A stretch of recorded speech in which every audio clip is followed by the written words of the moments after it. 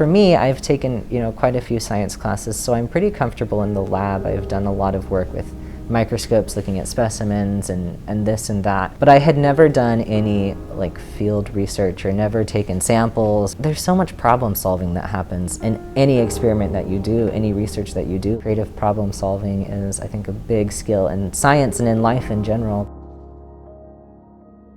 As a teacher, it's always joyful when a student seems to light up over what they're studying. And in research, the students have an opportunity to design their questions and pursue those. So it's much more natural for them to find joy in what they're working on. The project that we're working on is called the Tiny Earth Research Project. It's basically based off of the idea of developing new antibiotics using bacteria. I personally grew up in a family where almost everybody is sick and I always have to be in hospitals. I'm a big person who's always, I want to help people. I want to help people because helping people makes me feel happy. Seeing people smile and seeing people be better in life, it makes me feel happy. We are surveying the pollinators in various locations around Yakima. I want to go into biology or ecology as my career. And so this is hopefully the type of stuff I'll be doing as a career.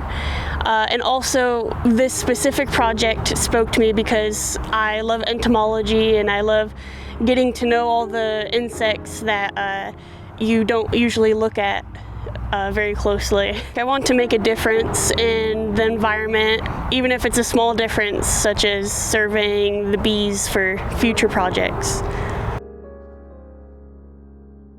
I had a faculty member, a biology faculty member, come to me and say, I understand you want to be a biology major. You really ought to spend some time in the summer doing a summer research project. Is this something you would be interested in?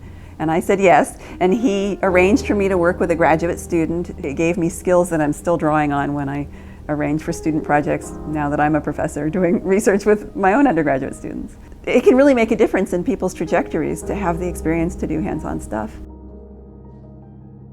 Knowing that, this is something that we're doing in our community, I think is really cool as well, because we can see the impact. It becomes more personal.